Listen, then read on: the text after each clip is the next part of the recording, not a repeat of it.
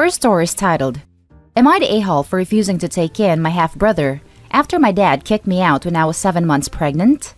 I, female 32, lost my mother when I was young.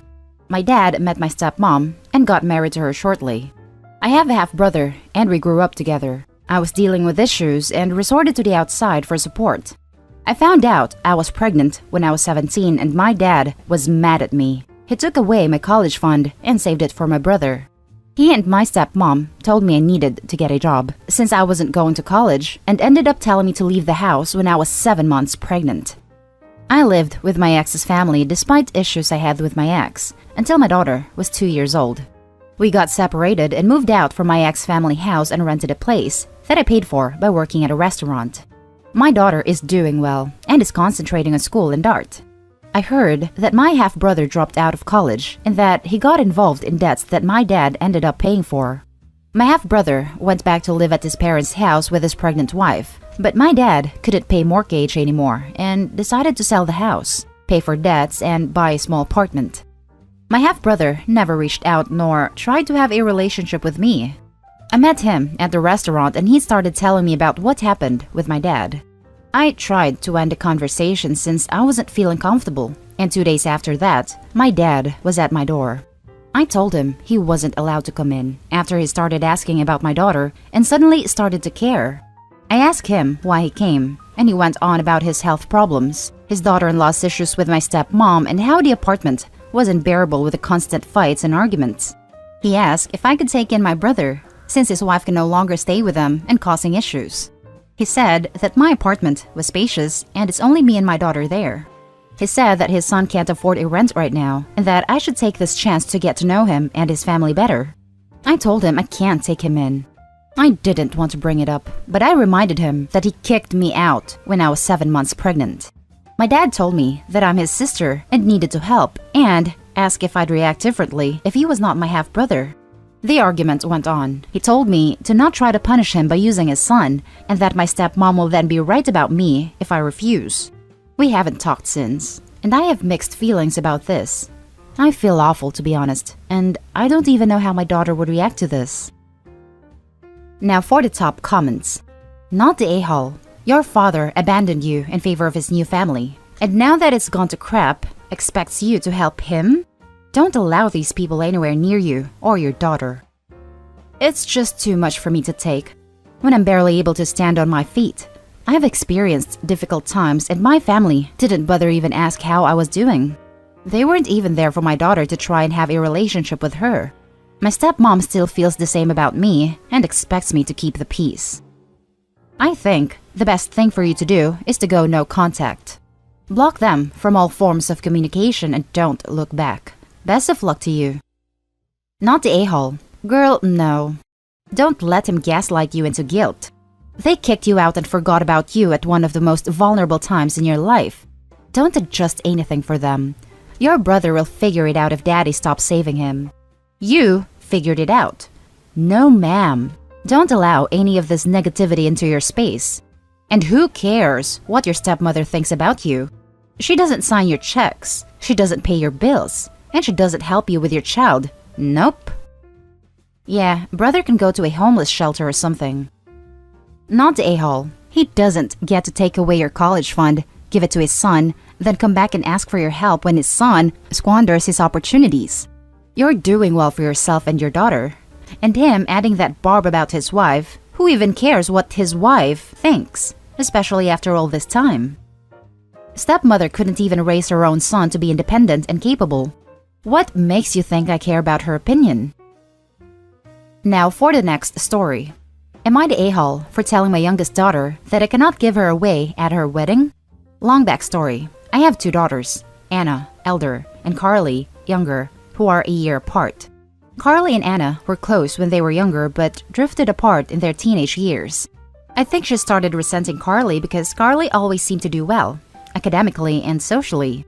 Anna decided to take loans and go to a college she wasn't really a fan of. Carly got a full ride to Anna's dream college. Anna became very resentful after that. She was sure that Carly chose that college to rub it in Anna's face. I tried my best to accommodate them both. Anna refused to talk to Carly and didn't consent to any form of therapy. Carly refused to compromise as Anna kept being unreasonable. In the end, they both stopped talking to each other. Neither of them has ever asked me to choose between them. As long as I don't bring up the other or try to get them to reconcile, I have a good relationship with both of them. Now, Anna is a single mom with a 3-year-old kid, Alex, who is always in between jobs and in debt. Me and my now wife help out when we can. She receives a bit of child support, but I have to admit that she is struggling. Carly, on the other hand, lives comfortably, has an incredible job, and is living with her long-term boyfriend. Recently, Carly announced that her boyfriend proposed and that she wants to plan a wedding in 2022. She asked me to walk her down the aisle, and I may have cried a bit. However, Anna found out, and then she came over to my house and had a breakdown about how she always thought she would be the first to get married in the family, and she has always wanted me to give her away first. I tried to console her, but she ended up getting angry and told me that I should refuse to give away Carly or have a father-daughter dance with her at the wedding. At first, I refused, but she then threatened to cut off all contact between her/Alex and us. If Alex wasn't in the picture, I would have cut Anna off. As things stand, I need to consider Alex's well-being. Carly is staunchly child-free, and it's very possible that Alex is going to be my only grandchild.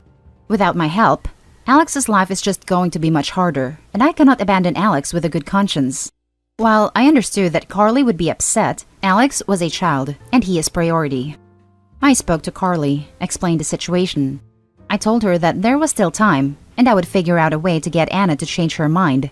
If not, I still promised her that I would still be very involved with her wedding, except those 2 things. Carly just laughed and told me not to bother with her anymore and told me she wasn't going to invite me to her wedding. I definitely know that Anna is an a-hole putting me in this position. But am I the a-hole for expecting Carly to be more understanding? Now for the top comments. You're the a-hole. You're letting your daughter and her selfish wants win. You're not choosing Alex. You're choosing Anna over Carly. Shame on you. If I were you, I'd call Anna's bluff. She sounds like she's not doing too hot in life. My guess is she'd go no contact for a week before realizing she needs all the support she can get. I agree with this assertion. You would not be abandoning your grandchild. Anna would be purposefully taking him away from you. Sounds a bit like you were just giving in to the daughter who throws the biggest tantrum. It sucks to see parents choose the selfish, bratty kid because of the grandkids, yet throw away their other daughter who is obviously not as important as she isn't providing you with grandkids. You're the a-hole. Stop rewarding bad behavior. Carly deserves to be walked down the aisle by her dad. I would also be prepared to bet that if Anna ever gets married, she will still expect you to walk her down the aisle and throw a tantrum to make it happen. You're the a-hole. Holy crap, are you the a-hole?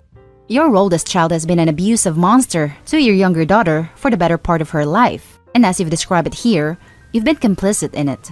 The fact that you would even remotely entertain Anna's insane demand, grandchild or no, shows how unsupportive you've been. If you want any hope of keeping Carly in your life, tell Anna she's being ridiculous and you're not going to allow her to dictate the terms of your relationship with Carly. Jesus Christ, I can't believe you need someone to tell you this. You're the a-hole 100%. Neither of them has ever asked me to choose between them. Well, Anna just asked, and you gave in to her immediately.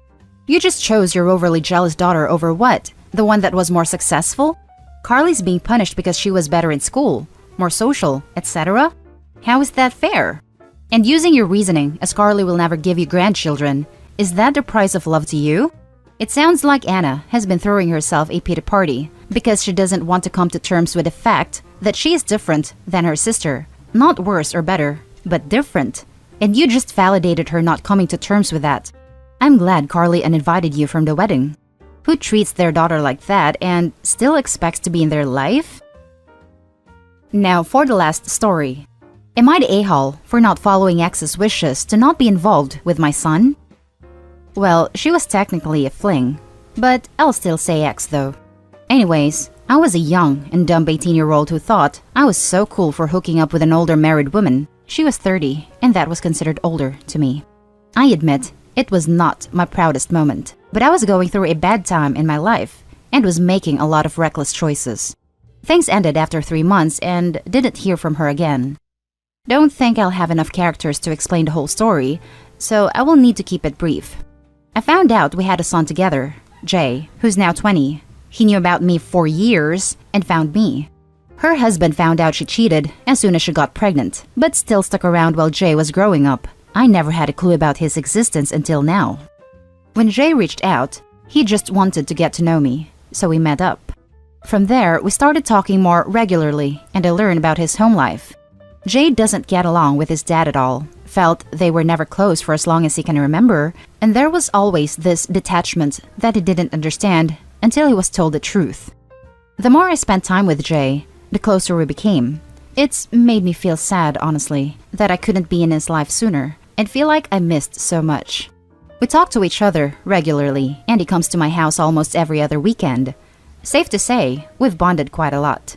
A couple nights ago, I was contacted by my ex, and she told me Jay has completely pulled away from her husband and doesn't want to speak to him. She feels my relationship with Jay is what's causing this and asked me to limit contact with him. When I refused, she berated me for causing them problems and said I don't even belong in his life when I've only been a dad less than a year. I ended up getting some things off my chest that I didn't get the chance to do before since finding out I had a son. Our fight didn't get anywhere, and I haven't spoken to her. I did talk to Jay about this, and he said whenever he visited, they fought, and Jay got tired of his controlling behavior. Turns out, they were also fighting because of the fact Jay was spending more time with me.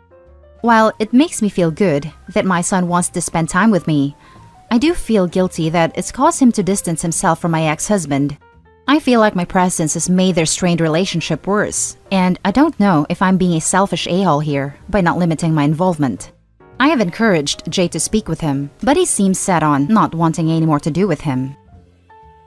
Now for the top comments. Not the a-hole. He deserves a relationship with you. It's great. You welcome him with open arms and are treating him with honest and caring respect. It's clear he doesn't get enough of that at home. Also, don't blame yourself for being young and dumb.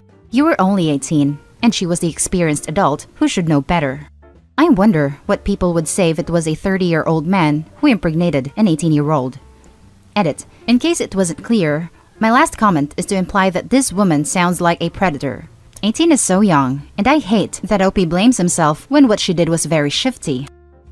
As for the strain on the marriage is from her cheating, she should have known your son would come and find you eventually. Sounds like your son's mother and her husband thought, as long as you weren't in the picture, they could pretend to get past the cheating. Not the a-hole. Your son is a grown adult and can choose to spend time with whomever he wants. If his stepdad did a better job bonding with him as a child, then maybe he wouldn't cast him aside like he is doing now. This drama is on them. 1. The mom cheated with OP. 2. Her husband stayed with her and resented a fair baby.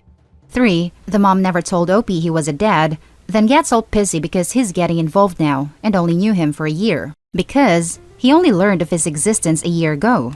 Yeah, I think this drama is on them sums it up pretty well. Not the a-hole. Wow, you have done everything right and nothing wrong. Sounds like Jay unfortunately has a bit of a toxic life at home. Jay is a grown man and can make his own choices.